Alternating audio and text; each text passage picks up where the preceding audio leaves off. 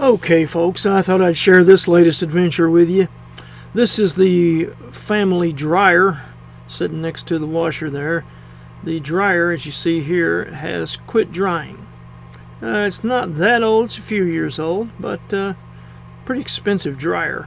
And so I'm not going to just buy another dryer. There's the washer there. But this dryer is a real good dryer, I think. So I think that I can probably fix it. 9 times out of 10, this kind of thing is just the dryer coil, and can usually be fairly easily replaced. They don't build these things for you to work on, but yeah, you see where my hand is? That's where the coils are generally located, the heater coils. So down in that bottom right hand corner there. Well, back in a little bit, and a lot of times you have to remove the drum and all, but we're just going to tear into this and see if we can find it, and it should be right there where I pointed. So this is from the back of the dryer, and you see it has these two little plastic clips that are screwed down. That is what's holding down that control panel you saw in the last frame, and these two metal things are hinges, and I'm going to end up just completely removing those as well. But you can leave those hinges after you remove that control panel, like I'm doing here. A lot of times you can leave those hinges and just raise that lid. That top will just raise straight up like a lid. But I'm going to go ahead and remove the control panel. There's a little cable there you have to unhook, and you unclip that cable, and then I'll bring the camera in here and show it to you. It's already unclipped, but yeah, you see, yeah, there's the cable, and unhooked from the other part is up in the control electronics there. That's removed. Now we slide back. Now I went ahead and took the hinges off so that I can slide that back, because I don't have a whole lot of room to work in here. This is a very cramped space that I'm going to work on this thing in. Our washroom is very small, but so to give myself room, I had to take the hinges plumb off of that lid so I could raise it all the way up where it wouldn't fall on me.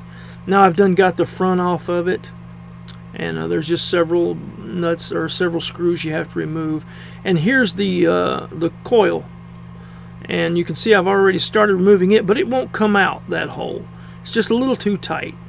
I don't want to go to the trouble of removing that whole drum so I can get to that. It might actually be easier, but I'm a little bit stubborn, because all I got to do is get that little stand that the coil was fastened to. I just got to get that out of there, which just requires getting my hand in behind it. And you got 2 screws in the front, you see right there, and it's the same way in the back. And so if I can just get a screwdriver on them, they'll just come right out, and that'll just come out, and then that coil will slide right out there. The wires on it are pretty long usually, so I should be able to access them once I get that thing out of my way, rather than remove that whole drum. So here you go, and you see I've got the screws removed from that already. I'm getting that cable out of my way. Alright, taking that little stand out of there now. And here you see the coil assembly. It just pops out from the back where it plugs into a duct back there. And there you see the wires. Those 2 in the front will have to come loose first, and then you can pull it out further, and the other 4 will come off. At this point, if you do this yourself, you want to take a picture of this so that you don't forget what wire goes where, because it's very important, especially on the, not so important on the coil as it is on the thermistor and the thermostat, which is very important. And then wires, they also control the current going to the coil, so it's probably important for that too. So at this point I went ahead and took some time to look it over, and took a picture of it. It's very important to be observant of everything here. You don't want to overlook some small nuance that will cause you trouble later. So now we'll start removing these wires. They're a little tight.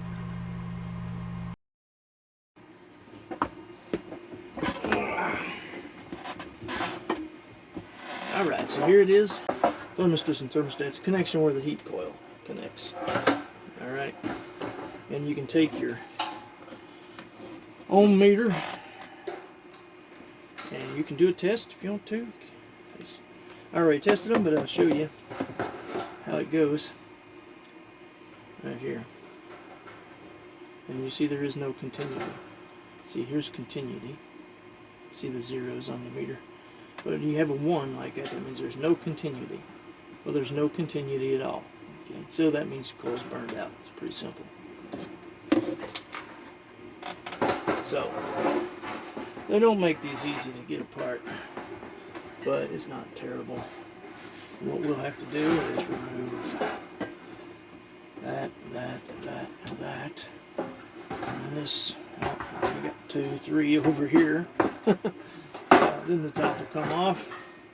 We'll unbend these clips and take that coil right out.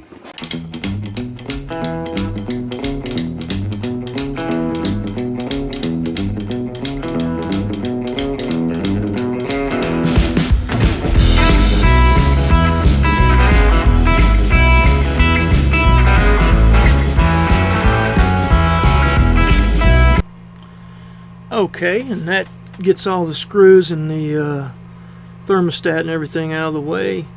Thermostat and thermistor were actually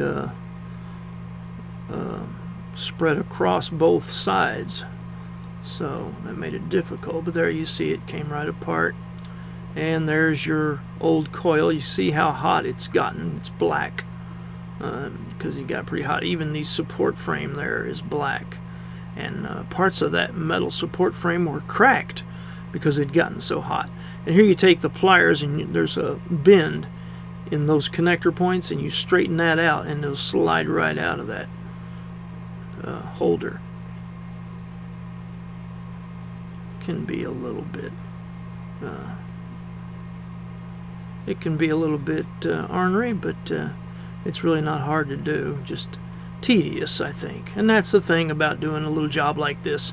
Yeah, you run into some tedium and things will fight you a little bit, and you think, oh, I'm not a repairman, I shouldn't be, I need to hire somebody. You know, don't be a baby. You can do it. It just takes perseverance. You know, give it your best shot. Give it a try. You could save a couple $100 you could use to buy some hunting and fishing gear or something for your car or whatever. Your wife can buy something for herself. It's way better than just throwing it away just because you're too lazy. You know, you can do this. It's not that hard.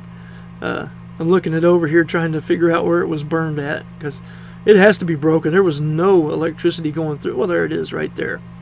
Yeah, it was not conducting electricity at all, and you can see why. It burned plumb in half. They do that. These things get really hot. They have to in order to heat your dryer. That's just the nature of the laws of physics, right? Everything is burning up and degrading away. But yeah, there it is. Pretty obvious. And this is definitely, I'm 90% sure at this point, it's going to solve our problem. Here's the brand new one, about $20-something, and that was with replacement thermistors and thermostats, which I'm not going to use because the ones that are on there are working. And you don't know if you put new thermistor and thermostat on too, you don't know if one of them may have come defective, and then you'll have to do it all over again. I'm not going to do that. I know those other two are working. I'm going to use them. So, but here we can like put this tester up to this new coil, and we can show how the continuity will be. See, look at that. See the meter, the ohm meter lights right up. There's very little resistance. 10 ohms, 9.9 ohms resistance. Okay, that's just right for the current to flow through there and make that tungsten fiber get really good and hot and start glowing and producing heat, and that'll warm them clothes up and dry them out. That's what we want to do. So there's our new coil ready to, we'll have to we have to slide those connectors into these slots that hold them in place, and then you have to bend a little tab on the side of each one so that it'll stay in there, so it won't come back out of the holder. And I'll have to get some needle nose pliers to do that, as you'll see here in a minute, because I'm picking up those pliers and thinking, wait a minute, that ain't gonna work. And here we come. Yeah, so little needle nose plier there to get a hold of that little tab on the side of the connectors, and you see they both slide right out there. Just beautiful. And there, take your needle nose plier, there's a little tab there, and you want to bend that upward or downward so that it'll hold. Use the pliers to hold the connector, yeah. And there you go. See, you bend that little tab into place, and then the connector won't slide out. See, look at me mash on it. See, it stays put. See what I'm talking about? It'll work, and it's pretty cool. Pretty simple. And there's the second one. Alright, and then you have the long drawn out process of putting it all back together. And it's kind of aggravating and time consuming. But it's not that bad. I think I did it all in less than an hour actually. So here we go. Now the tedious process of, I want to check also and make sure that these coils aren't touching anything. They're set on standoffs, you know, ceramic standoffs that keep them from touching the metal because there's a lot of heat coming off of them. And there you have it. New coil going into the box. Getting all them holes lined up. You can also do, if you are worried about it, you can do a continuity test on these things.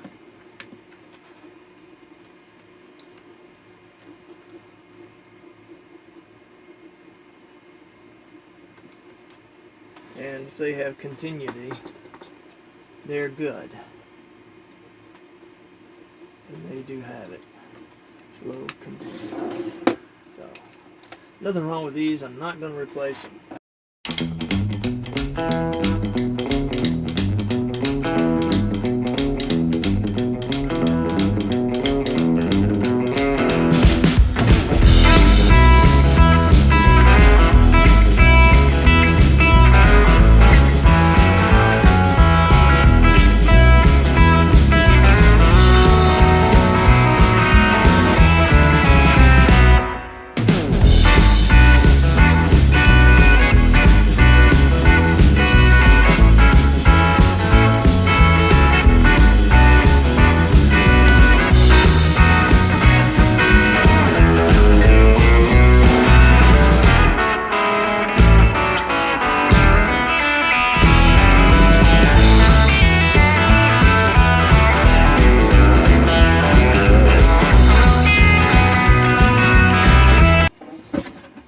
To mention to you earlier, when I took these off, I made note of this blue screw being up here. It's not a blue screw, but it's got a blue mark across it, and it being on top, and this blue marking on the lettering on this thermostat. I forgot to make note to you. You know, I noticed these positions because this has to go back in the way it came out because the connectors have to go on the right places. If I had accidentally turned this over, then this connector would have been up here and so forth, you know, if I hadn't paid attention to how they came out. So it's very important if you remove these, be sure, and I think you'll have to if you're doing this one, you'll have to remove them. So be sure to note, this had a blue mark over here on the left hand side. And so, pretty easy, you know. But that's being observant. Very important to be observant and take note of the little things. And use them, you know, to help you. Alright, so I wanted to point that out. Alright, so I believe we're ready to take it now and slide it back into the dryer. Right there is where this end pops right into that. Fits right in there. Okay. Right back there. See that on the very back? Right back there?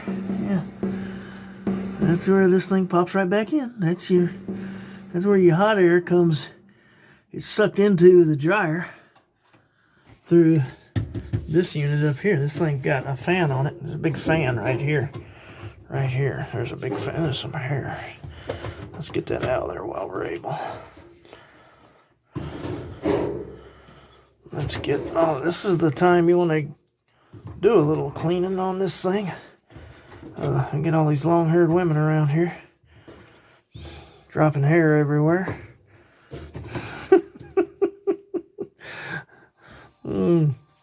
Yeah, get that stuff out of there. So, look at this. Yeah, there's a wad of hair in there. Look at that. What's that doing in there? How'd it get in there? I don't know. Crazy. Yeah, you got a big fan right here. Sucks air through this conduit. Pretty Pretty cool, right? So here's your vent. It's actually sucking air through this front. And then it pulls through that, which is then ducted down here to this thing we were just looking at, which is where your heating element plugs in. And so it's drawing that air. That's wild. All right. Oh, dropping stuff. It's a very tight space right here. Okay. Put the door back on. And you can see that right there. You got 3 of them.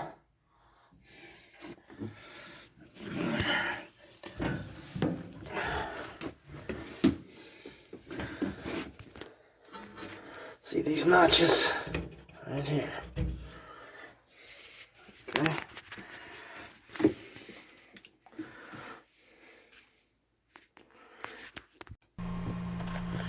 Okay, and so at this point we're coming into the home stretch on this job, and just gonna pop the front door assembly back into place here.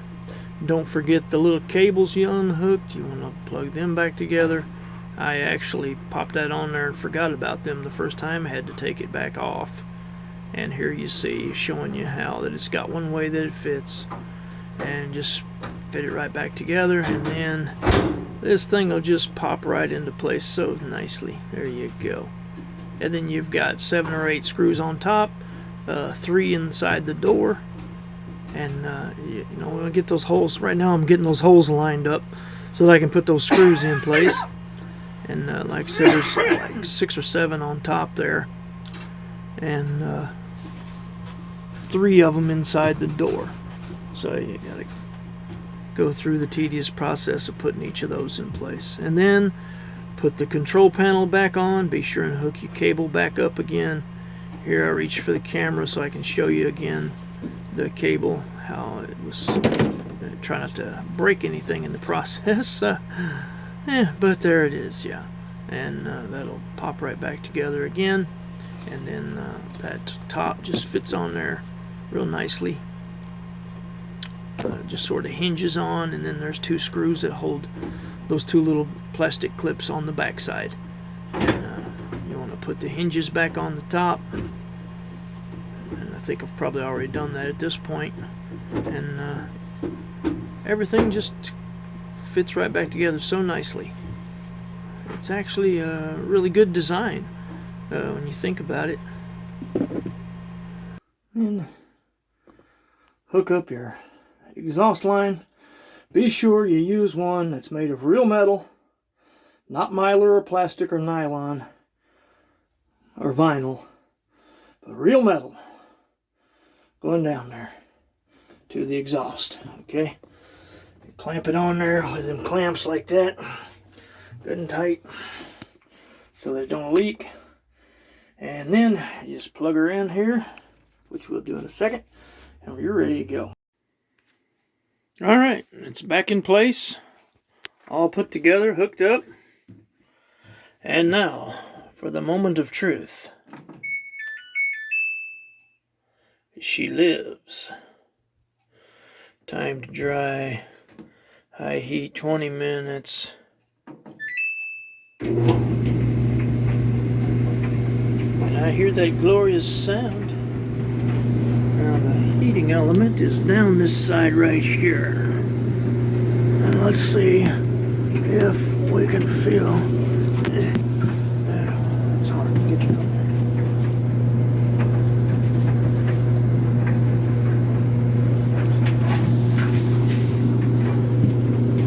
there. Yeah.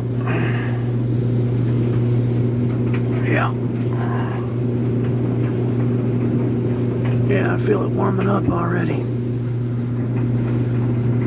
Yeah, right here especially. Feel some warmth right here. Alright. Alright. So, we got it. Kinda cool.